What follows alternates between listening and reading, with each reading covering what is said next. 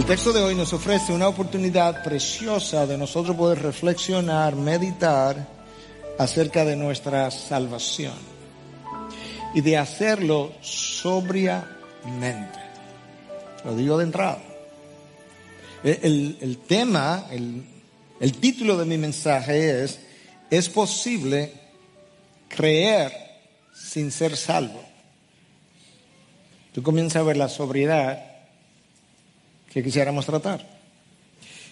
A veces nosotros hemos crecido en una familia cristiana y por haber crecido en esa familia cristiana pensamos que somos salvos. A veces hemos hecho una profesión de fe y a veces tenemos ambas cosas. Crecimos en una familia cristiana, hicimos una profesión de fe y lo que complica las cosas aún más es que a veces incluso nos hemos bautizado y sin embargo, en algunos casos, no sé en cuántos, pero quizás en muchos casos, dependiendo del lugar, muchos no son creyentes. No, muchos no son salvos, pero que sí han llegado a creer. Y el texto de hoy nos va a ayudar a rumiar estas cosas. Hermanos, del bautismo, a veces yo he hecho la pregunta, ¿eres tú salvo? Y a veces la gente me ha dicho, sí, claro, yo crecí en la fe, yo de hecho hasta me he bautizado. Nada de eso es evidencia de que yo soy salvo. La única evidencia de salvación es la transformación de vidas, de acuerdo a las enseñanzas de Jesús. El rey Saúl buscó del profeta Samuel toda su vida. Le buscó aún después que Samuel murió. Fue y visitó a una bruja a ver si podía hablar con Samuel. Y Saúl nunca dio evidencia de transformación, ni al principio, ni en el medio, ni al final de su vida. La palabra nos llama a una reflexión sobria, porque ciertamente es posible creer y no ser salvo. Cuando alguien nos dice, cuando yo mismo pienso que soy salvo, yo tengo que preguntarme, ¿qué fue lo que creyó o lo que creí? ¿Cuál fue el evangelio que escuché? ¿Yo creí y me arrepentí o yo simplemente creí? De hecho, hoy en día hay todo un movimiento que habla de que lo único que tú tienes que hacer es creer, que no tienes que arrepentirte porque el arrepentimiento es una obra y la salvación no es por obras. Wayne Grudem, uno de nuestros teólogos contemporáneos, escribió un libro el año pasado simplemente para hablar de esa corriente. Él tituló su libro The Theology of Free Grace, o la teología de la gracia libre. De manera que cuando alguien cree, tenemos que preguntarle en quién creíste, en quién creyó, en qué buscaba al creer, qué esperaba cuando creyó y aún cuáles son las evidencias de cambios después de haber creído. A lo largo de los años se ha debatido mucho si un cristiano puede o no perder su salvación. Aquellos que entienden que un cristiano puede perder su salvación están dentro de una sombrilla teológica que llamamos el arminianismo. No voy a entrar en los detalles porque eso tendría que ser toda una charla de explicación, pero simplemente entiende que hay un grupo distinto a lo que nosotros entendemos que somos como reformados, que se entiende como arminianos, y ellos creen, aunque no todos, que la salvación se puede perder. Algunos no lo entienden así. Pero aquellos de nosotros que nos consideramos reformados entendemos que una vez la persona es verdaderamente salva, es imposible que pudiera perderse. John Bunyan, el autor del libro El progreso del peregrino, Juan Calvino, John Owen, teólogos del pasado, eran de la opinión que es posible apostatar de la profesión de la fe, profesarla, pero que es imposible apostatar de la posesión de la fe. En otras palabras, yo pudiera profesar la fe, creerme creyente, asistir a una comunidad de creyente y luego apostatar, alejarme, es posible. Pero que es imposible poseer la fe que he profesado y verdaderamente haber recibido el Espíritu de Dios y luego apostatar de esa fe. El Señor Jesús mismo habló de estas posibilidades y lo habló a través de una parábola, de una forma del habla que usa elementos de la naturaleza común al día a día para que ellos pudieran entender. Y habló entonces de la parábola del sembrador. Un hombre que salió a sembrar a un campo y fue distribuyendo las semillas. Y una semilla cayera en un tipo de terreno y otra cayera en otro tipo de terreno. Y entonces él dividió la respuesta a la semilla, que era la palabra de Dios, en el mundo, que era el campo, en la parábola. Dividió la respuesta a la predicación de la palabra en tres. Te voy a mencionar primero el grupo número 1 y el grupo número 3 y luego hablar del grupo número 2, que es el que más confusión se presta. El grupo 1 es fácil de distinguir. Un grupo que recibe la palabra no le interesa, la rechaza desde el principio. No tiene el más mínimo deseo o interés en abrazar la oferta que la palabra le presenta. Un tercer grupo que representa un terreno fértil donde la semilla cae, la semilla representa la palabra cae en sus corazones, encuentra fertilidad y esos entonces producen 30, al 60, al 100 por uno, con lo cual Cristo daba a entender que la fructificación quizás no sea la misma en todos, pero hay fructificación de diferentes niveles. Y un segundo grupo, que es el preocupante, el que tiene que ver con nuestro mensaje hoy. Y él habla entonces en Mateo 13, a partir del versículo 20 hasta el 22, y dice: y aquel en quien se sembró la semilla en pedregales, este es el que oye la palabra y enseguida, escucha, la recibe con gozo. No es simplemente que él la recibe, bueno, porque si es la palabra de Dios no me queda de otra. No, él la recibe con gozo, la abraza. Pero una vez más, yo quiero recordarte que cuando tú encuentras un pero, tienes que devolverte, ver lo que se dijo y tienes que seguir para ver cómo es que el pero conecta las dos cosas. Entonces, lo que se ha dicho es que esta gente recibe la palabra y la recibe con gozo, pero no tiene raíz profunda en sí mismo, sino que solo es temporal. Y cuando por causa de la palabra viene la aflicción o la persecución, enseguida tropieza y cae. Y aquel en quien se sembró la semilla entre espinos, este es el que oye la palabra, mas las preocupaciones del mundo y el engaño de las riquezas ahogan la palabra y se queda sin fruto. Ese es el grupo preocupante, porque él exhibe señales de salvación temporalmente. Él tiene algo que se llama el gozo de la salvación, lo único que es temporal. En todos los avivamientos de Europa, Estados Unidos, donde se han dado, cuando tú revisas la historia, se han producido junto con señales genuinas de conversión y de la manifestación del poder de Dios, señales fraudulentas. Jonathan Edwards, el autor humano, sabemos que el autor divino es Dios siempre, pero el autor humano del primer gran avivamiento en los Estados Unidos tuvo que defender en varias ocasiones las manifestaciones reales, genuinas, emocionales incluso, del verdadero avivamiento que él entendía estaba ocurriendo, para separarlas de señales fraudulentas dentro del mismo avivamiento verdadero. En otras palabras, siempre que Dios ha avivado al pueblo, Satanás ha tratado de infiltrar la falsedad con la verdad, o de mezclarla, de combinarla. El apóstol Juan nos escribe, y en su primera carta, en capítulo 4, en versículo 1, dice: amados, no creáis a todo espíritu, sino probad los espíritus para ver si son de Dios. No creáis a todo pastor que está predicando la palabra de Dios. No creáis a todo evangelista, no creáis a todo maestro. Tú tienes que probarlo, ¿cómo? Por medio de la palabra, para ver si es de Dios. Para ver si es de Dios lo que está enseñando. Porque muchos falsos maestros han salido al mundo.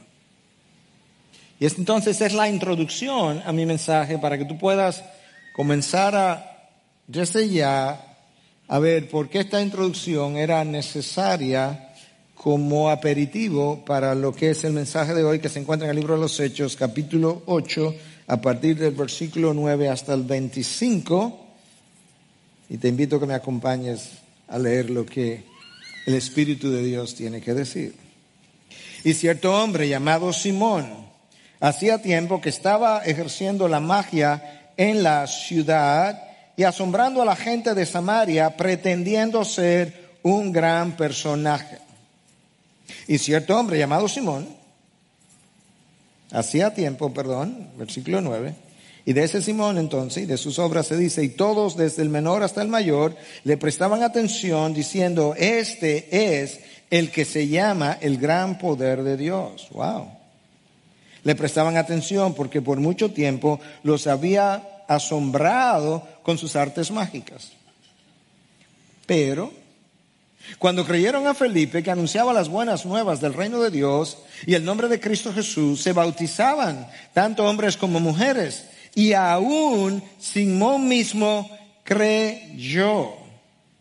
Y después de bautizarse, continuó incluso con Felipe y estaba atónito al ver las señales de los grandes milagros que se hacían. Bueno, parece un discípulo de Felipe. El texto continúa.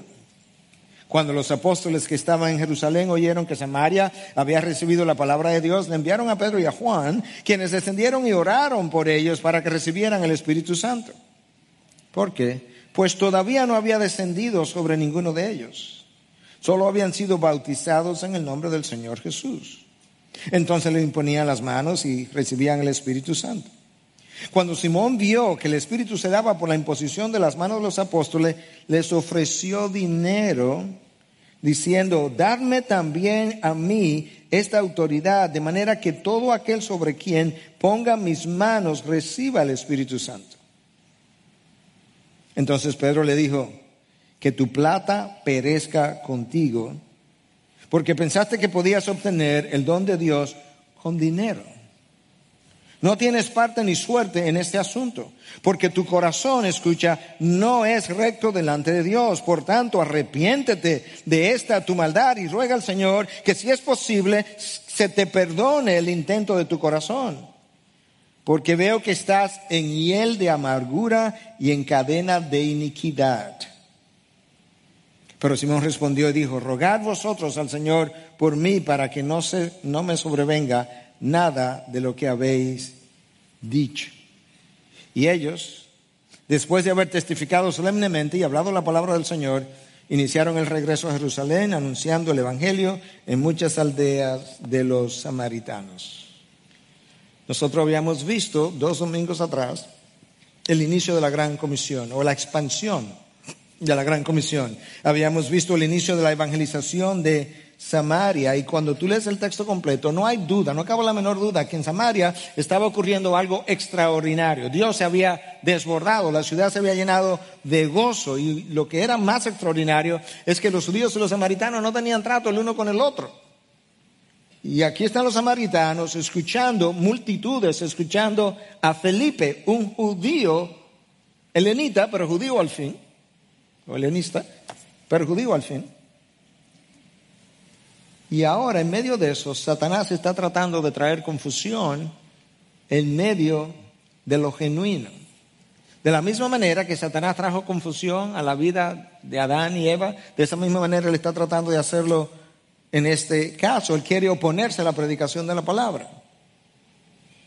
Y entonces lo que yo quiero hacer ahora es examinar este texto a la luz de 5 personajes que están mencionados ahí, y luego ver cómo estos 5 personajes, después de verlo individualmente, cómo ellos interactúan uno con el otro.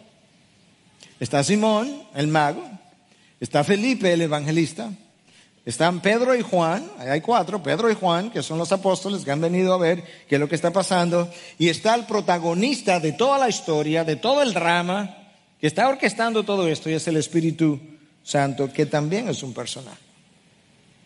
Entonces yo quiero que comencemos con Simón el mago, porque ahí es donde la historia comienza. Alguien que ejercía la magia, practicaba la magia, que estaba engañando a los ciudadanos, quizás con sus artimañas y con sus trucos. Alguien que quizás incluso gozaba de cierto poder del mundo de las tinieblas y que tenía a la gente atónita con lo que él podía hacer.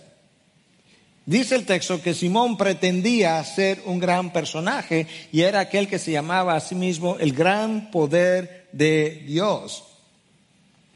Él debió haber hecho cosas significativas, porque el texto me dice en el versículo 10 que desde el menor hasta el mayor le prestaban atención diciendo, este es el que se llama el gran poder de Dios. Esta gente está asombrada, atónita, maravillada de que un hombre pueda hacer las cosas que Simón estaba haciendo. Yo no puedo olvidar que los charlatanes siempre han existido. En el Antiguo Testamento, en el Nuevo Testamento y en la historia de hoy. En la vida del pueblo judío, en el Antiguo Testamento, nosotros tenemos a los magos de Faraón, que pudieron duplicar hasta un punto las señales, los milagros que Moisés estaba haciendo. Los milagros que Moisés estaba haciendo por la vara, que se llamó inicialmente la vara de Moisés, pero que terminó siendo llamada la vara de Dios. Y una de las señales tempranas de que Simón no está comenzando bien, obviamente, es que él procuraba la gloria para él mismo. Él pretendía ser un gran personaje. Él se llamaba a sí mismo el gran poder de Dios. Y eso nos da a nosotros una idea de que no todas las cosas sobrenaturales vienen del mundo de la luz. Mucho de lo que nosotros vimos en el pasado, mucho de lo que vemos hoy en el presente, mucho de lo que quizás nosotros veamos en el futuro no es más que poder de las tinieblas camuflado de poder de la luz. Pablo le escribe a los Corintios y en su segunda carta le dice en el capítulo 11, a partir del versículo 13, porque los tales son a falsos apóstoles, nada nuevo debajo del sol, obreros fraudulentos, que se disfrazan como apóstoles de Cristo. Y no es de extrañar, pues aún Satanás se disfraza como ángel de luz. Por tanto, como consecuencia, por tal razón, no es de sorprender que sus servidores se disfracen como servidores de justicia, cuyo fin será conforme a sus obras. En otras palabras, Dios tiene ministros y Satanás también. Los ministros de Dios son ministros de la luz, los ministros de Satanás se visten de ángel de luz. Eso no debiera sorprendernos. Justino Mártir, el apologista de la fe cristiana del siglo II, nos dice que este Simón es el padre del gnosticismo. ¡Wow! El movimiento gnóstico que todavía llega a nuestros días tuvo un padre hace 2000 años atrás, que aparece en la Biblia, Simón el mago. Y de Simón, una vez más, llama la atención que él causaba el asombro por medio de las cosas que podía hacer. Llama la atención que él llamaba, dicha, valga la redundancia, la atención de la gente sobre sí mismo, que él llegó a considerarse como un poder de Dios, el gran poder de Dios. Y la gente siempre ha preferido las señales a la palabra. No podemos olvidarnos del pueblo judío en el desierto pidiendo señales supuestamente para comprobar que Dios todavía está con nosotros. No podemos olvidar a los judíos en el tiempo de Pablo, cuando Pablo dice, no, es que los judíos viven pidiendo señales, pero nosotros, y los griegos sabiduría, pero nosotros predicamos a Cristo y a este crucificado. Nosotros no podemos olvidar a los judíos en el tiempo de Cristo mismo, cuando muchas veces vinieron y le dijeron, si tú eres el Cristo, ya dinos claramente, porque no nos deje en suspenso todo este tiempo. Haz una señal más. Y Cristo le dice, generación adúltera, que siempre vive pidiendo una señal. Ninguna señal se le va a dar que no sea la señal del profeta Jonás. De la misma forma que él tuvo en el vientre del pez 3 días y 3 noches, de esa misma forma el Hijo del Hombre estará 3 días y 3 noches en el vientre o en el corazón de la tierra. ¿Y sabes qué, hermano? Hoy muchos piden señales a Dios como confirmación. Yo le he oído, no me lo han contado, yo le he oído, de que Dios no me ha abandonado. Lo único que eso revela es incredulidad en el corazón del hombre. Que Dios no te ha abandonado, no has leído, no has visto, es que no recuerda que Cristo dijo, yo estaré con vosotros hasta el fin del mundo. ¿Es eso acaso algo que se puede poner en tela de juicio? ¿No recuerdas cuando Cristo dijo, aunque tu padre y tu madre te abandonan, yo nunca te abandonaré? Es algo, eso que Dios tiene que probarse a sí mismo, que por medio de una señal que Él te dé, tú puedas confirmar que verdaderamente lo que Él dijo en el pasado es verdad todavía hoy. No. Tomás, el apóstol, el escéptico, es la mejor evidencia de nuestros corazones. Cristo le anunció que iba a morir una vez, 2 veces, 3 veces. Le anunció que iba a resucitar. Le dijo que sería el tercer día. Cuando él murió el viernes, todos se deprimieron. Cuando las mujeres fueron al sepulcro y regresaron y dijeron, vimos al Mesías, hablamos con él, pensaron que estaban locas. Quizás los que estaban locos eran ellos. Cuando Jesús se le aparece a 10 y Tomás no estaba, se le aparece a 10 de ellos. Y esos 10 junto con las mujeres le dicen a Tomás, Tomás, lo vimos. Tomás dice, si yo no pongo mi dedo en la llaga, yo no creo, no lo creo. Y Dios en su benevolencia se le aparece a Tomás y le dice, Tomás, pon tu dedo en la llaga. Y cuando Cristo le hace esa oferta, dice el texto de Juan 20, 28, que Tomás respondió y le dijo, Dios, Señor mío y Dios mío. Uno esperaría que quizás Cristo le hubiese dicho, Tomás, por fin, has creído. Qué bueno, Tomás, entra al reino de los cielos, celebra con nosotros. No, escucha lo que Cristo le dice. Porque me has visto, has creído. Tomás, ¿realmente es así? Ver para creer. Dichosos los que no vieron y sin embargo creyeron. ¿Tú quieres una señal? ¿Tú quieres una señal más de confirmación? No quieres ser dichosos entonces. Bienaventurado, feliz, contento, que no necesitas ver para creerle a Dios que su palabra te es suficiente. Esa es la incredulidad del hombre. Una señal. Y cuando Simón el mago las hacía, pues ellos también estaban creyendo en Simón el mago. Segundo personaje, Felipe. Felipe es el evangelista.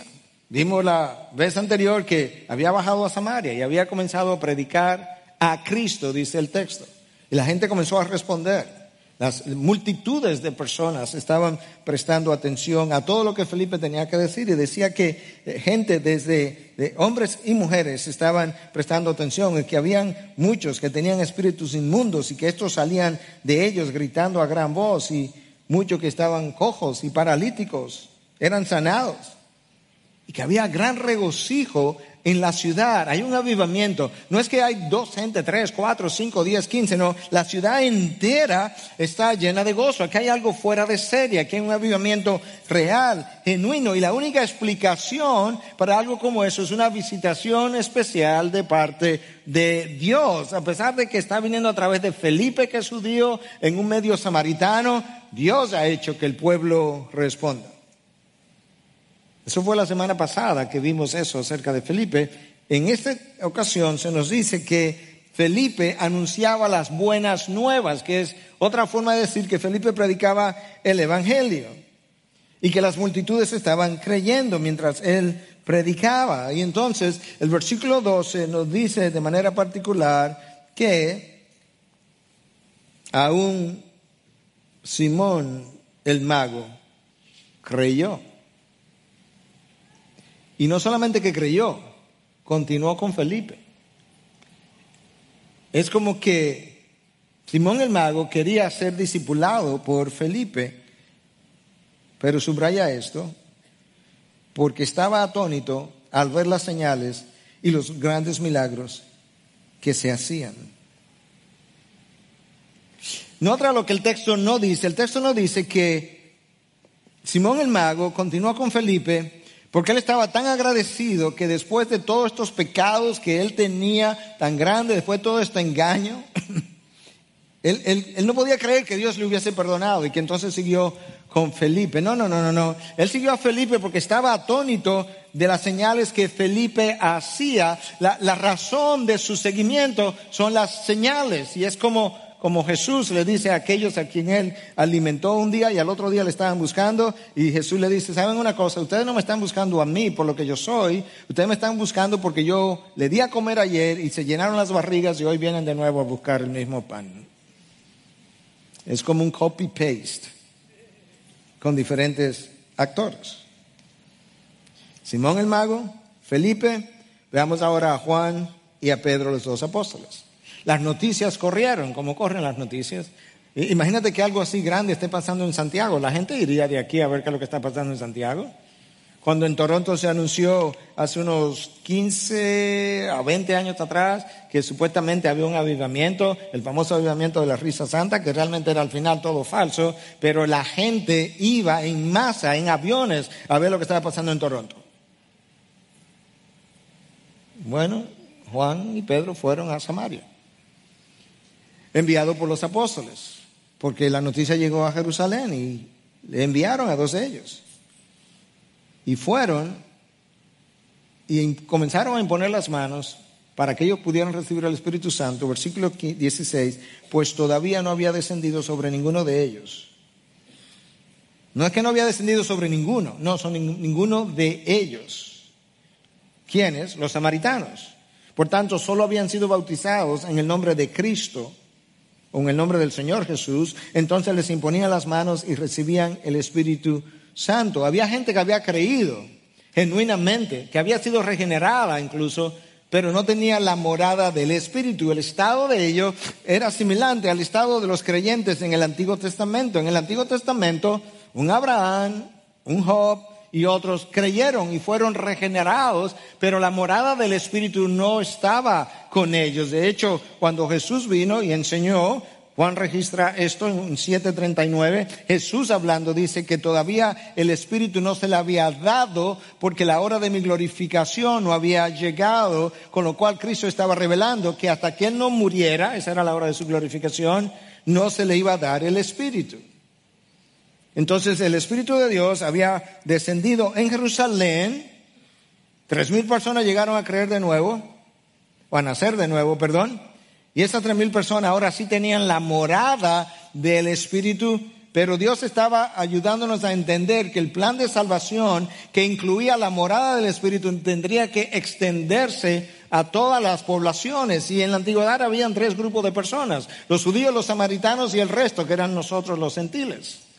Los judíos recibieron el Espíritu en Pentecostés. A partir de ahí, entonces, el Espíritu vendría a morar en ellos. Los samaritanos todavía. Y entonces esta es la ocasión cuando Pedro y Juan vienen, oran, le imponen las manos y ahora ellos también reciben el Espíritu. Y esa es la razón también por la que solamente habían sido bautizados en el nombre del Señor Jesús. Claro, porque ellos ni siquiera conocían al Espíritu. Ellos no podían cumplir con la gran comisión que dice que id a todo el mundo y hacer discípulos y bautizarlo en el nombre del Padre, del Hijo y del Espíritu. Eso no se había podido hacer todavía. A partir de ahí entonces las cosas comenzarían a cambiar. De manera que esto fue como un mini Pentecostés.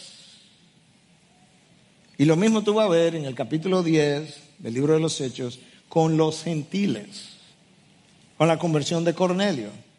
Y ahora tú vas a ver que los 3 grupos fueron afectados de la misma forma. Dios quería aparentemente demostrar visiblemente que los samaritanos, que eran odiados por los judíos, tendrían el mismo derecho, la misma bendición, la misma incorporación dentro del pueblo de Dios que ellos. Y es por eso que el texto dice que Pedro y Juan oraban para que el Espíritu viniera, versículo 15, y luego explica por qué. Pues todavía no había descendido sobre ninguno de ellos, solo habían sido bautizados en el nombre del Señor Jesús. Entonces le ponían las manos y recibían el Espíritu.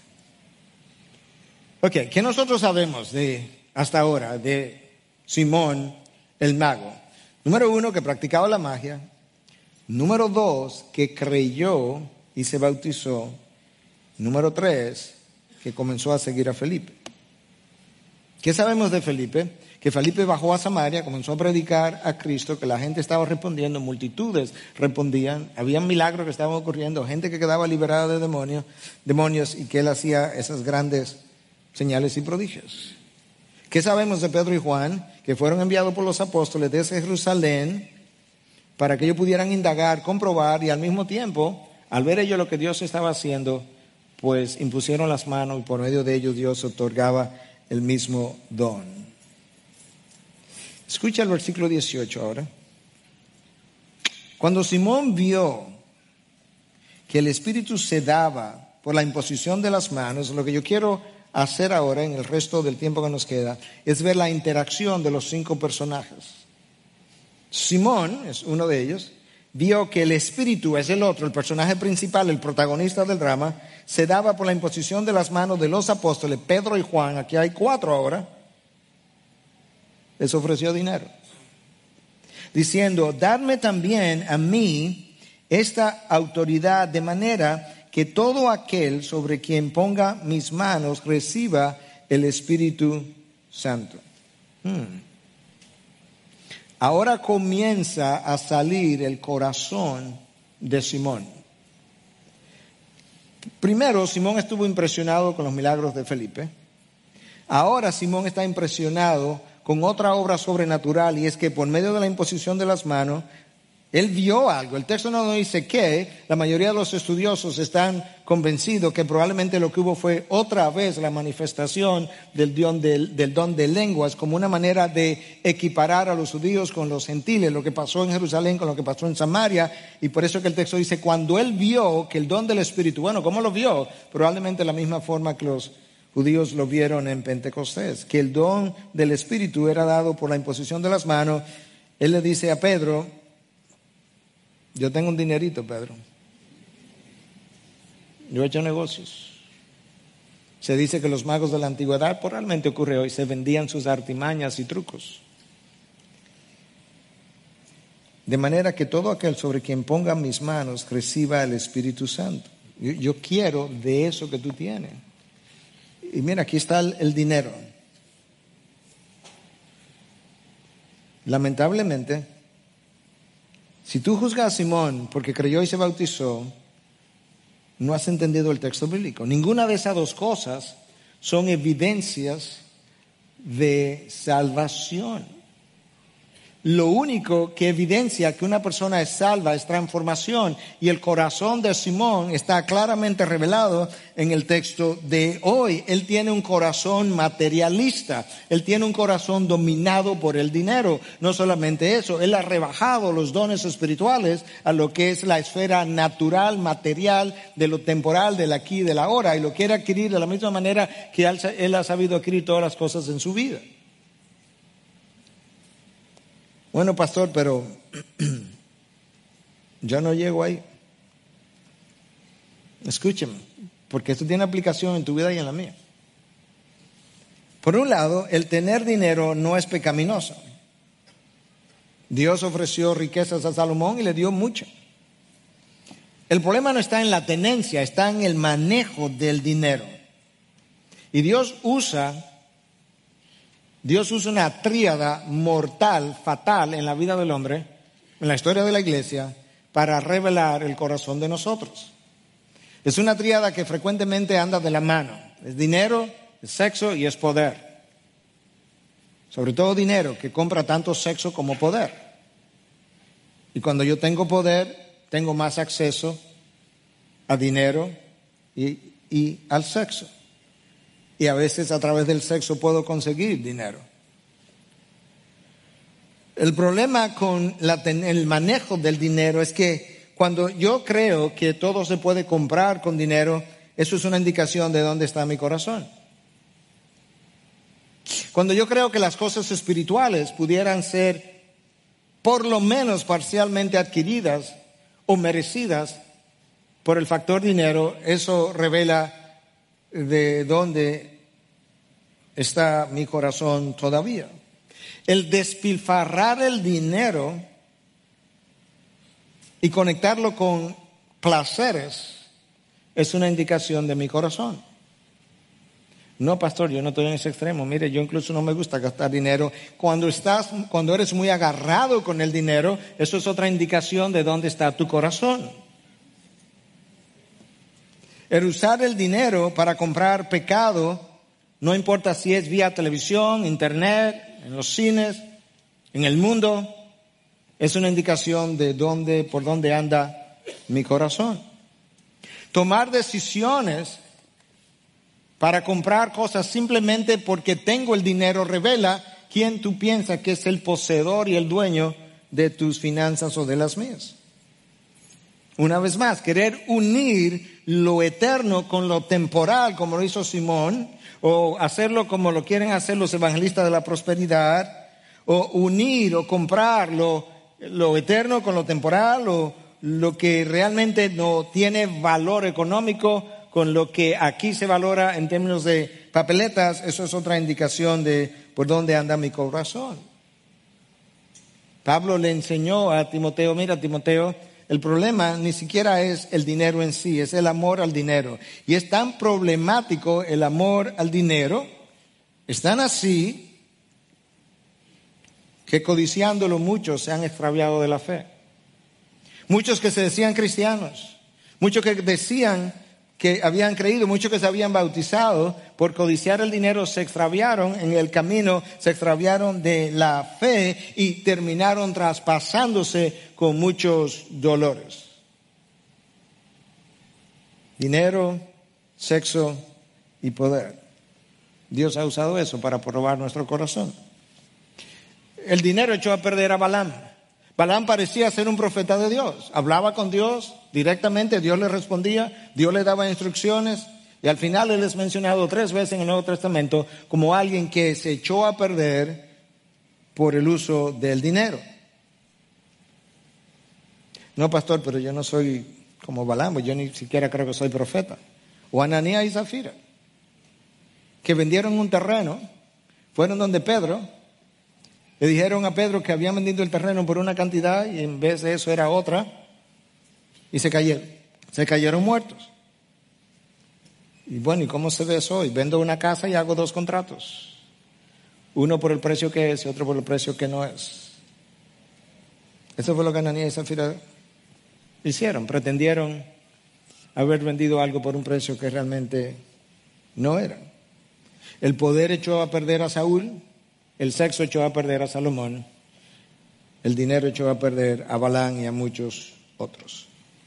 Dios siempre prueba tu corazón y el mío. La única pregunta es ¿cuándo y cómo? Y esta es la hora de Simón, vital. Yo he aprendido en mi vida, yo no soy tan viejo como algunos, pero no soy tan joven como otros. Pero yo he aprendido en mi vida de que cuando esas cosas se hablan, y yo me siento aludido, yo tengo un problema con eso de lo que se está hablando. De manera que si te has sentido aludido, ve a Dios. Porque si no tienes un problema, tú piensas que están hablando con otro. Dios pone de manifiesto el corazón de Simón, lo pone en despliegue. Cuando Pedro oye que Simón quiere comprar con dinero el don del Espíritu, escucha en el versículo 20, Pedro le dice, que tu plata perezca contigo, porque pensaste que podías obtener el don de Dios con dinero.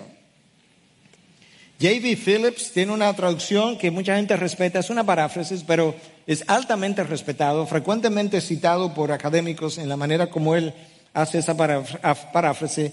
¿Y tú sabes cómo él traduce esto que Pedro dijo? Que tu plata perezca contigo, porque pensaste que podía obtener el don de Dios con dinero.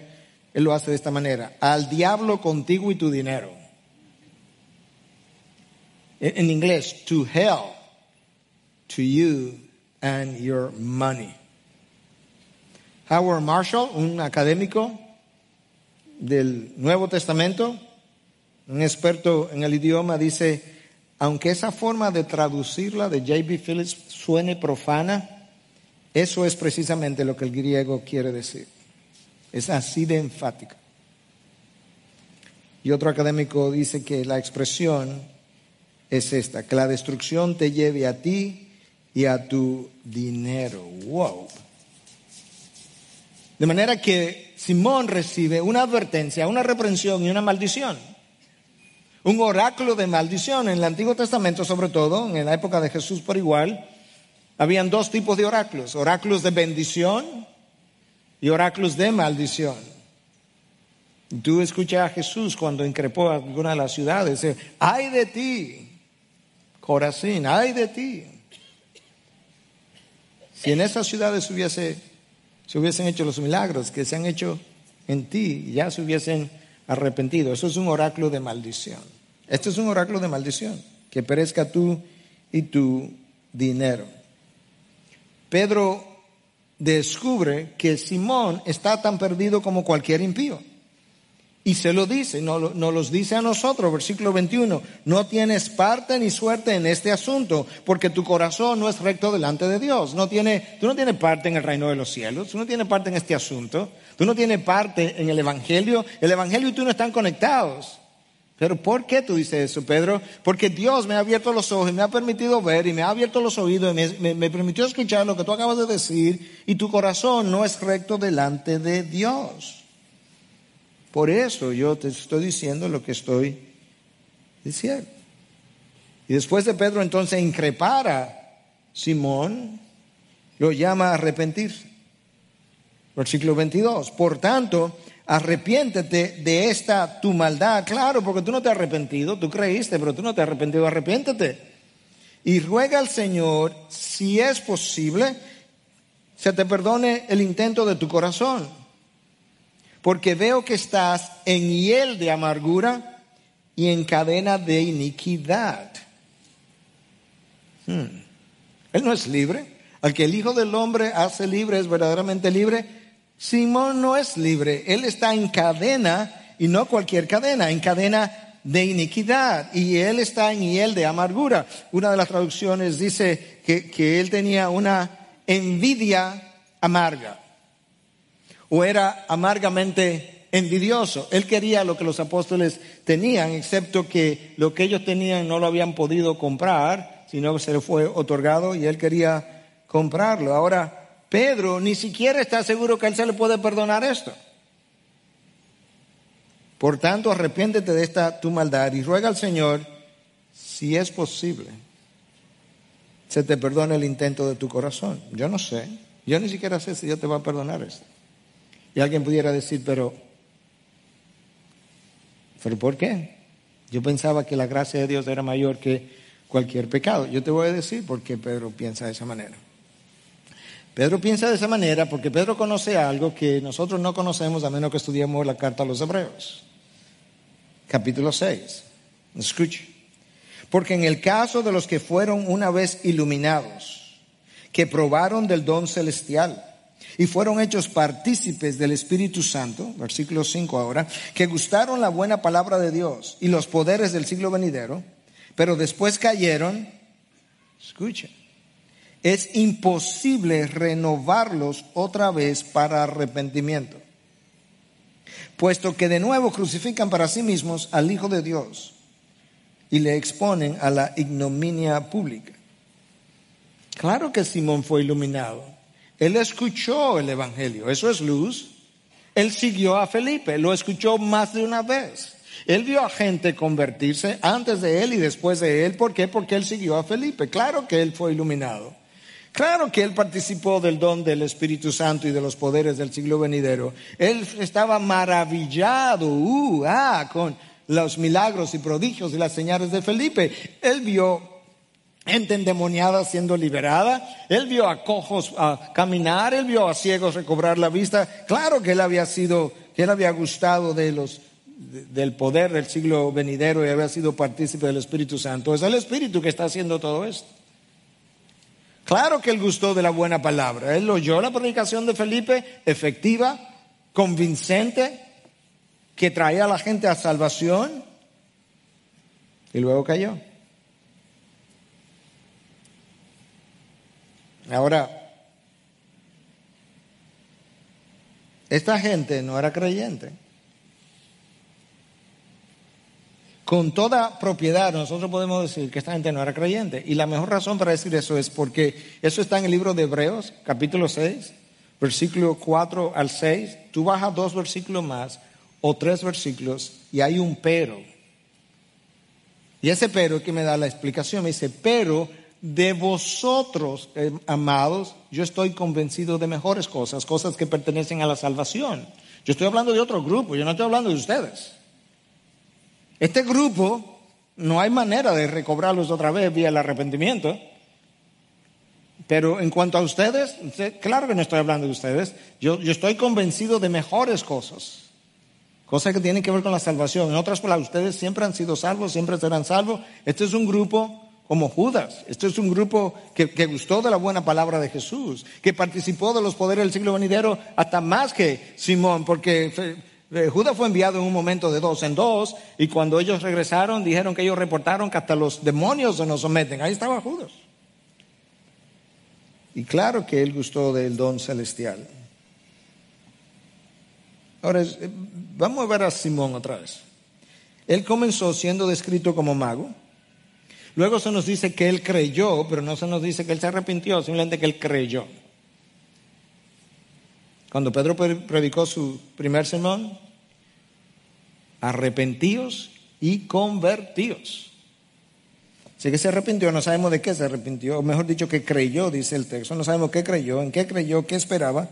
Dice que él estaba atónito al ver las señales, él no estaba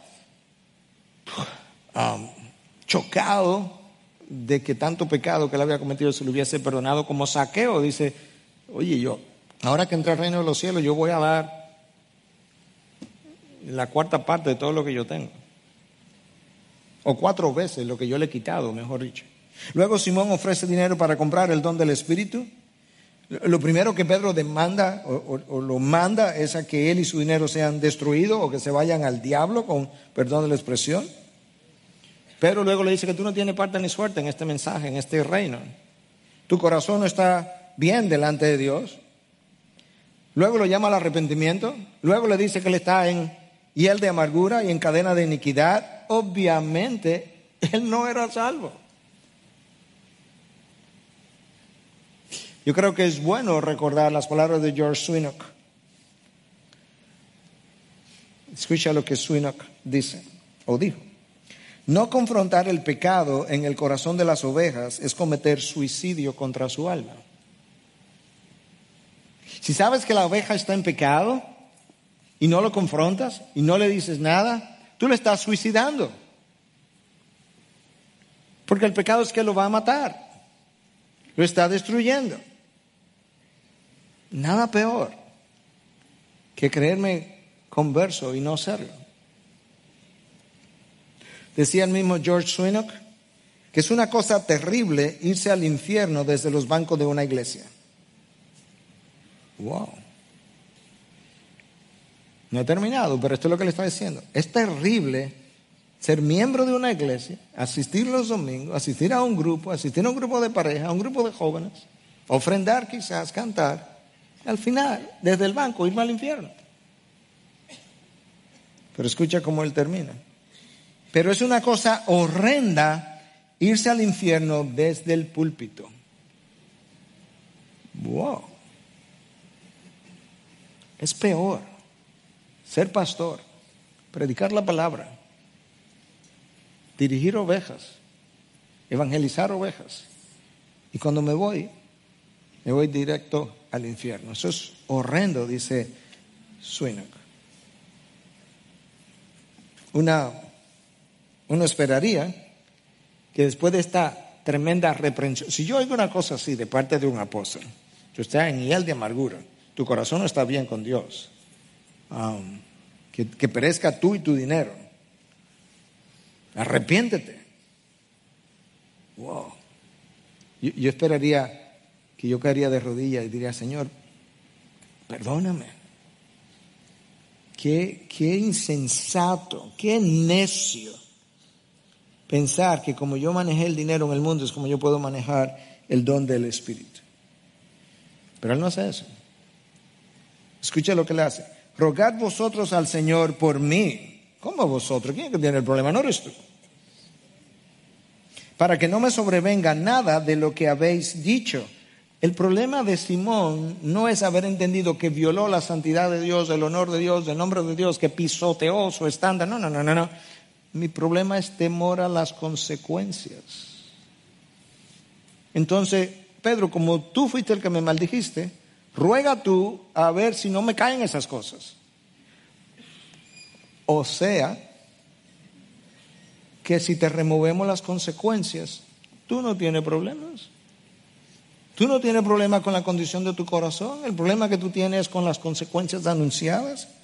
Simón, es eso lo que tú estás diciendo. Él experimentó cierto grado de convicción, pero escúchame, el Espíritu de Dios fue enviado al mundo para convencer al mundo de pecado, de justicia y de juicio. El incrédulo recibe convicción, pero no necesariamente conversión. El incrédulo y el creyente, ambos reciben convicción. El incrédulo pudiera ser llevado por medio de la convicción a la conversión, ciertamente, pero no necesariamente. Pablo habla en 2 Corintios 7 a los corintios y le dice que hay dos tipos de tristeza. Hay una tristeza que lleva a la destrucción. Es una tristeza que es temporal, que está más relacionada al temor a las consecuencias. Es una tristeza, es como un remordimiento. Pablo dice, pero esa tristeza lleva a la muerte. Wow. Pero hay otra tristeza que es llamada una tristeza piadosa que lleva al verdadero arrepentimiento y por tanto a la salvación.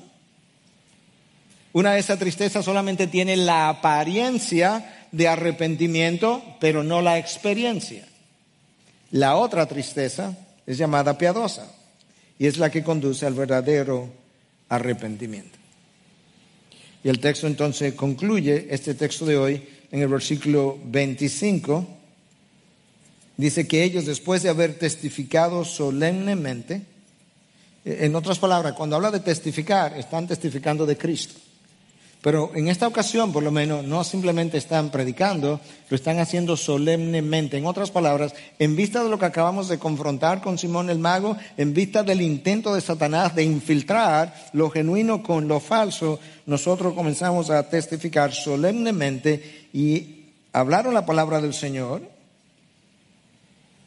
e iniciaron el regreso a Jerusalén, anunciando el evangelio en muchas aldeas de los samaritanos. Samaria oyó el evangelio de principio a fin. Cuando ellos venían, probablemente venían a través de aldeas donde anunciaron el evangelio, y al regresarse a Jerusalén, ellos iban predicando el evangelio en muchas de las aldeas de los samaritanos.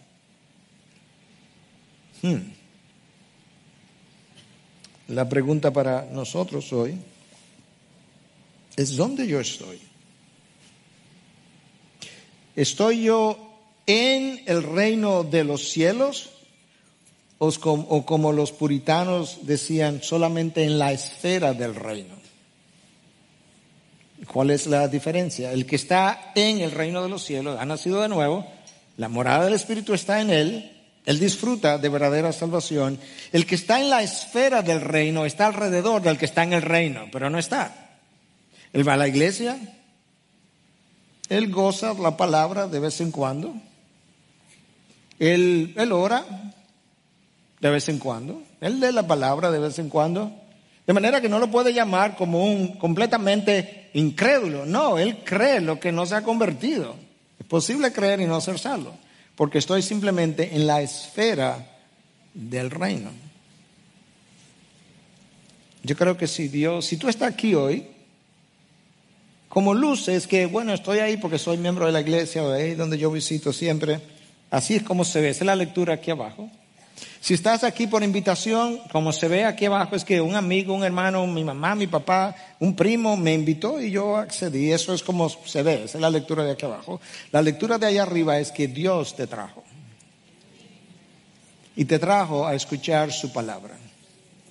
Y te trajo para que escuchara, quizás por primera vez, quizás por segunda, tercera, décima vez, el mensaje de salvación para conversión. Y ese mensaje, la palabra de Dios predicada, hace una de dos cosas, siempre. O salva o condena. Salva a los que, entendiendo el mensaje, lo abrazan, y condena a aquellos que, entendiendo el mensaje, deciden: eso no es para mí, no estoy listo, esperaré otro día. Y mientras más escucho, más iluminación tengo, más responsabilidad llevo. Yo creo que sería incongruente que yo predicara un mensaje como este y que yo no hiciera un llamado a la salvación. Yo no voy a decir que es no bíblico, porque diferentes iglesias tienen diferentes prácticas, pero yo sí creo que es incongruente y que no no haya un llamado a la revisión. Examinaos para ver si estáis en la fe. Pablo le dice a los Corintios en su segunda carta. Examínense. ¿Quién sabe si están o no están? Pablo le dice